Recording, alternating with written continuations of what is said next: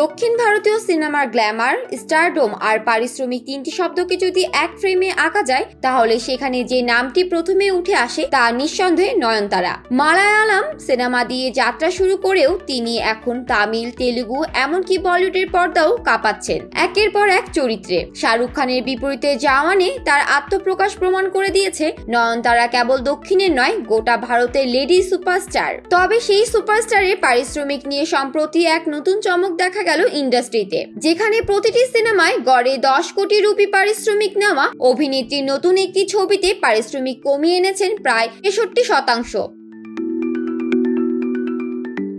না, এটা কোনো গুজব নয়, বরং নয়নতারার ক্যারিয়ারেই এক বড় মাইল ফলক হতে চলেছে এই সিদ্ধান্ত। গডফাদারের পর আবারও মেগাস্টার চিরঞ্জীবীর সঙ্গে জুটি বাঁধতে যাচ্ছেন তিনি। নতুন সিনেমাটি পরিচালনা করছেন ভাগ্য মহালক্ষ্মী খ্যাত অনিল রবি পুদি, যার স্টাইলে কমেডি, অ্যাকশন আর ইমোশন একসঙ্গে ধরা দেয় রঙিন মোড়কে। ছবিটি মুক্তি পাবে 2026 সালের সংক্রান্তিতে, এমনটাই শোনা যাচ্ছে প্রযোজনা সূত্রে। তবে আলোচনার মূল বিষয় হয়ে উঠেছে নয়নতারার পারিশ্রমিক। শুরুর দিকে তিনি এই সিনেমার জন্য 18 কোটি রুপি দাবি করেছিলেন। নির্মাতারা প্রথমে হতবাক হলেও চূড়ান্ত চুক্তিতে তা নেমে এসেছে মাত্র 6 কোটিতে। অর্থাৎ নয়ন তার নিজস্ব দাবি থেকে সরে এসে 12 কোটি রুপি ছাড় দিয়েছেন। এমন সিদ্ধান্তকে কেউ বলেছেন চমকপ্রদ, কেউ আবার ভাবছেন এ কি তবে তার ব্র্যান্ড ভ্যালুতে আঘাত।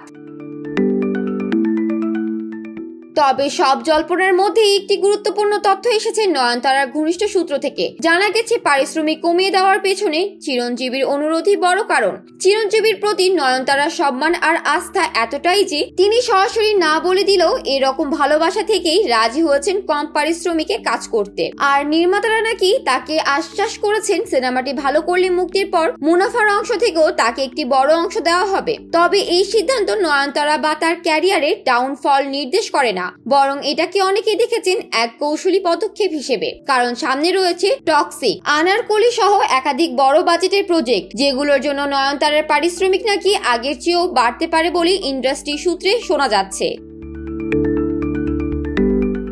আরেকটি কথা বলা হচ্ছে, এখন নয়নতারা আজকের দিনে কেবল একজন অভিনেত্রী নন, বরং তিনি নিজেই একটা মুভিং ব্র্যান্ড। সিনেমা চরিত্র বেছে নেওয়া থেকে শুরু করে তার ব্যক্তিগত স্টাইল, মডার্ন প্যারেন্টহুড কিংবা নিজস্ব প্রোডাকশন হাউস, সব মিলিয়ে নয়নতারার প্রতিটি পদক্ষেপেই থাকে পেশাদারিত্ব আর পরিণতির ছাপ। তাই 6 কোটির এই সিনেমা নয়নতারার জন্য কোনো লস প্রজেক্ট নয়, বরং এটি হতে পারে এক নতুন ঘরানার জয়, যেখানে বন্ধুত্ব, সম্মান আর বোঝাপড়ার জায়গা থেকে সিদ্ধান্ত নেওয়া যায়, আর সেটি থেকেও লাভবান হওয়া সম্ভব।